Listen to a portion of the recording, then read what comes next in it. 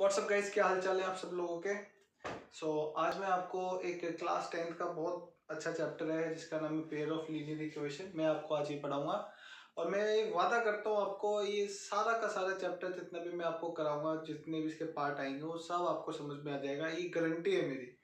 बस आप मेरी वीडियो को पूरा एंड तक देखना है। अगर आपको लगता है वीडियो लेंथी है, लंबी है, तो आप क्या कर सकते हो कि उसको 2x 3x मोड, जो भी मोड आते हैं उस मोड में चला के, लेकिन देखना पूरा है, ठीक है।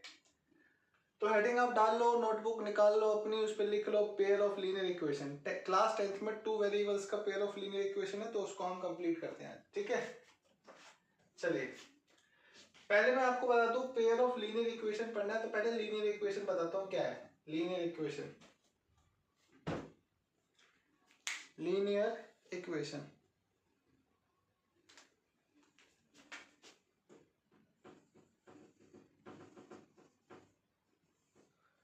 लीनियर इक्वेशन वो इक्वेशन होती है जिसमें x और y की जो पावर होती है, x और y की जो पावर होती है वो x होती है। जितने भी वेरिएबल होते हैं उसमें जो पावर होगी वो एक होगी, जो घात होगी वो एक होगी। जैसे ax plus b y is equal to c, ये एक लीनियर इक्वेशन है। अब इसका ऑपरेशन करते हैं। ऑपरेशन मतलब इसको डिटेल में समझते हैं कि इसमें क्या क्या बातें हैं और किस किस बातों को आपको समझना है। मान लीजिए मैंने एक लीनियर इक्वेशन लिखी है ax प्लस बी, जो स्टैंडर्ड फॉर्म होती है लीनियर इक्वेशन का वही होता है। स्टैंडर्ड फॉर्म जो है उसकी लीनियर इक्वेशन की वो ये है। अब जो लीनियर इक्वेशन, मैं अपना मार्कर देख लूँ, एक बहुत सॉलिड मार्कर चलता था, वो मार्कर मैं देख लेता हूँ कहाँ मैंने रख दिया है।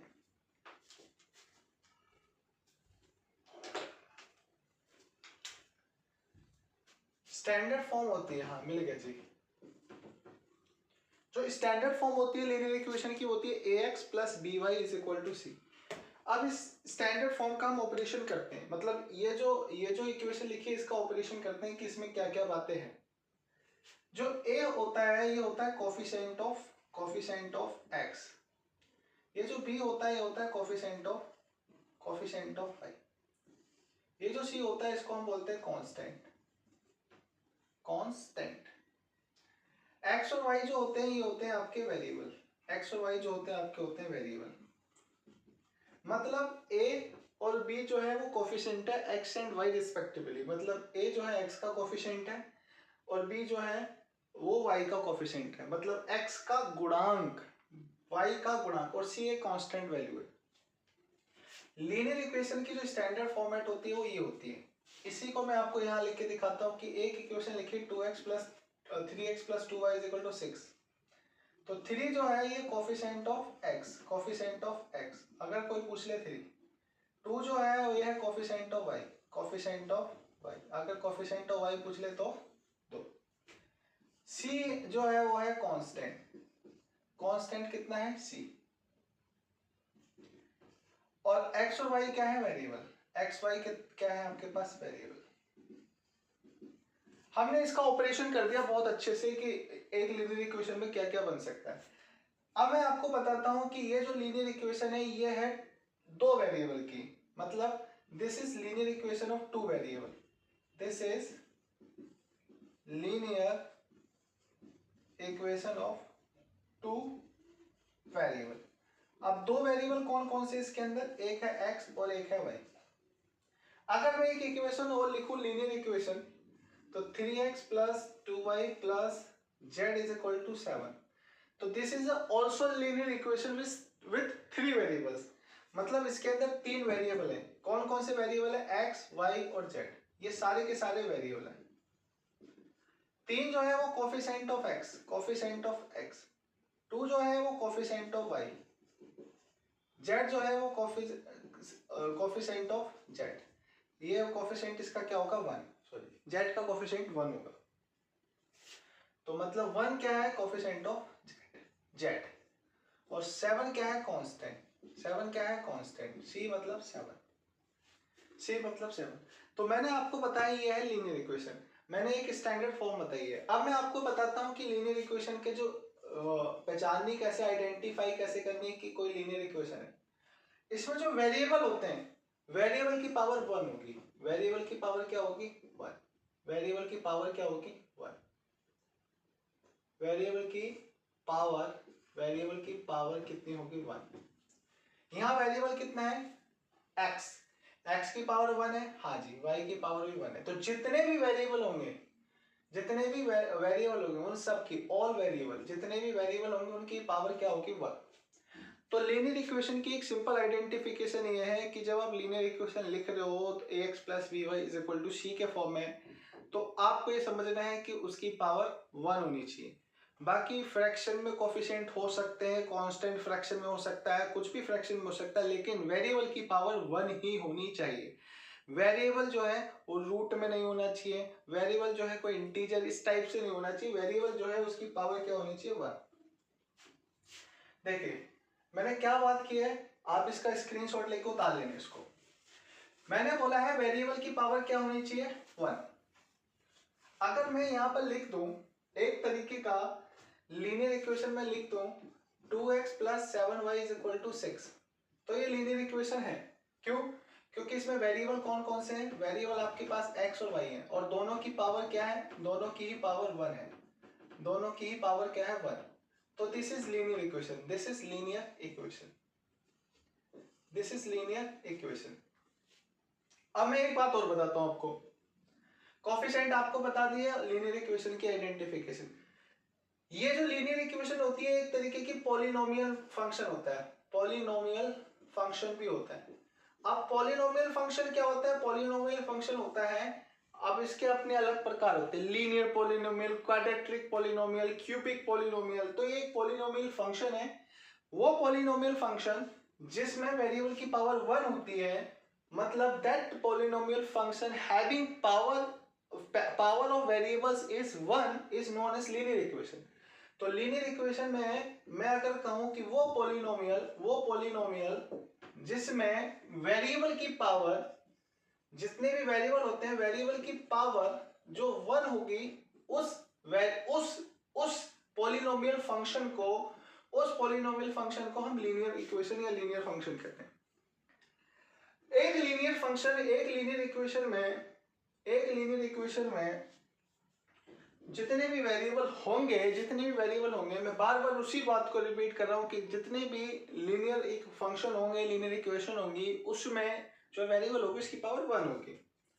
अगर मैं आपसे बोलूं कि मैंने एक लीनियर इक्वेशन लिखी, लीनियर इक्वेशन क्या लिखी मैंने, एक लीनियर इक्वेशन लिखी 5x plus 3y is equal to 15, और एक मैंने लिखी 5x square plus 2y square is equal to 7, तो ये पॉलिनोमियल फंक्शन, ये क्वाड्रेटिक फंक्शन हो गया, क्योंकि इसमें पावर क्या होगी, दिस इज क्वाड्रेटिक फंक्शन,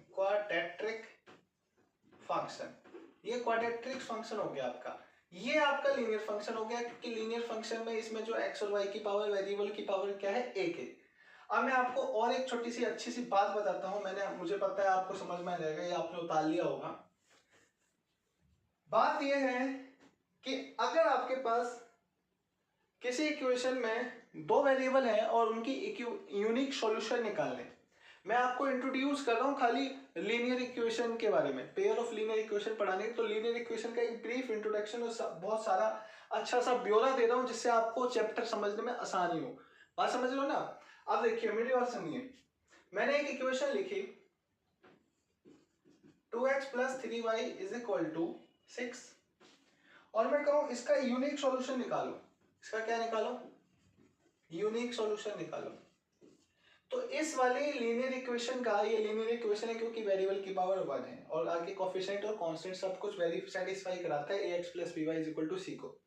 ये यूनिक सॉल्यूशन नहीं दे सकता, इसका कोई एक यूनिक सॉल्यूशन नहीं हो सकता, क्योंकि अगर यूनिक सॉल्यूशन निकालने, आपको एक यूनिक सॉल्यूशन निकालना है, तो अगर 2 वेरिएबल है तो 2 इक्वेशन होनी जरूरी है लीनियर की।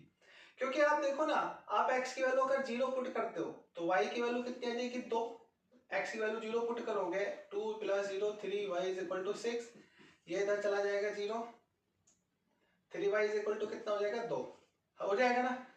जब आप x की वैल्यू 0 पुट करते हो तो y की वैल्यू 2 आ जाएगी, जब आप x की वैल्यू 3 पुट करते हो, x की वैल्यू 3 पुट करते हो तो y की वैल्यू कितनी आ जाएगी, 0, है ना। x की वैल्यू 3 पुट करोगे तो y की वैल्यू 0। तो आप x की कुछ भी वैल्यू पुट करोगे, y की एक स्पेसिफाइड वैल्यू होगी, वो सारे इस इक्वेशन के सॉल्यूशन होंगे। तो इस इक्वेशन के सॉल्यूशन बहुत हो सकते हैं। Equation has many solution, equation has many solution. लेकिन इस इक्वेशन का एक यूनिक सॉल्यूशन निकालूंगा तो यूनिक सॉल्यूशन इसका निकल नहीं सकता। यूनिक सॉल्यूशन इसका इसलिए नहीं निकल सकता क्योंकि यूनिक सॉल्यूशन निकालने के लिए अगर एक लीनियर इक्वेशन में दो वेरिएबल दिए हुए हैं, अगर दिमाग में डाल लीजिए इस बात को, अगर एक इक्वेशन के दो वेरिएबल दिए हैं, तो अगर उसमें दो इक्वेशन नहीं है, एक इक्वेशन में दो वेरिएबल है और आपसे यूनिक सॉल्यूशन पूछ रहा है, तो आपको उस इक्वेशन के यूनिक सॉल्यूशन निकालने के लिए उसके साथ एक इक्वेशन और देनी पड़ेगी। जैसे x और y की यूनिक सॉल्यूशन निकालें, तो यहां पर मैं कहता हूं कि x और y के यूनिक सॉल्यूशन निकालने,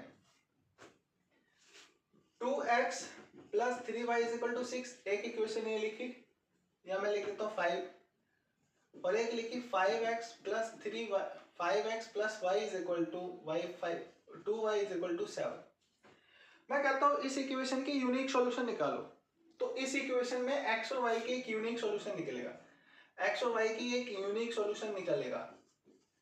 x और y की यूनिक सॉल्यूशन इसलिए निकलेगा क्योंकि यहाँ पर दो वेरिएबल है और दो इक्वेशन है।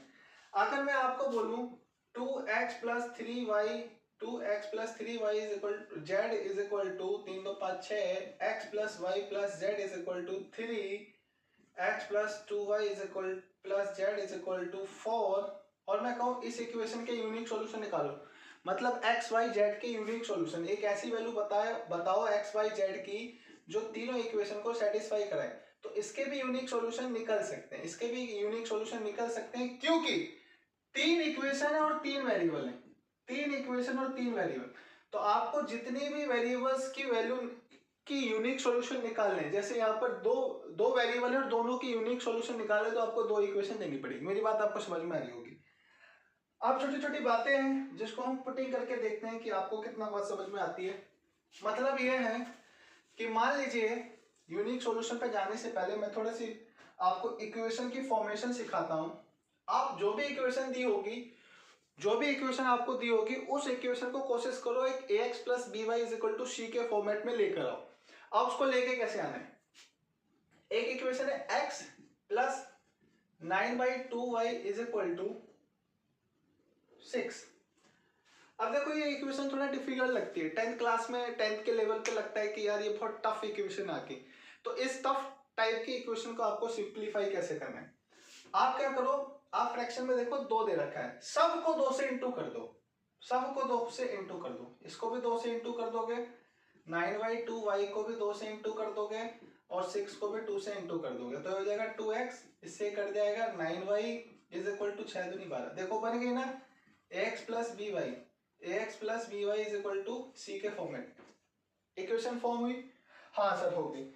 इसका मतलब क्या है, आपको मैं अभी 2-4-10 मिनट तक यही सिखाऊंगा कि इक्वेशन को कैसे सिंप्लीफाई करके ax प्लस, जैसे 0.6x plus 0.4y is equal to 1.2, अब इसको बनाइए, आप इसमें 10 का इंटू कर दो, सब में 10 का इंटू कर दो, तो 10 का इंटू करोगे तो 6x, 10 का इंटू करोगे 4y, 10 का इंटू, बन गई ना equation ax plus by is equal to c के फॉर्मेट में, बनी नहीं बनी। एक इक्वेशन मैंने यहां पर लिखी, एक इक्वेशन लिखी 1/2x plus 3/4y is equal to 9/2। अब देखो इसमें 4 का इंटू कर दो, अब पहचानोगे कैसे, देखो मैक्सिमम वैल्यू देख लो, उसका एलसीएम देख लो क्या आ रहा है, तो सब में मैं 4 का इंटू करूं तो 4 इंटू 1/2x, 4 इंटू 3/4y और 4 इंटू 9/2, 4 से इंटू करूंगा 2x हो जाएगा, 4 से इंटू करूंगा 3y हो जाएगा, 4 से इंटू करूंगा 18 हो जाएगा। बन गई इक्वेशन, नहीं बनी।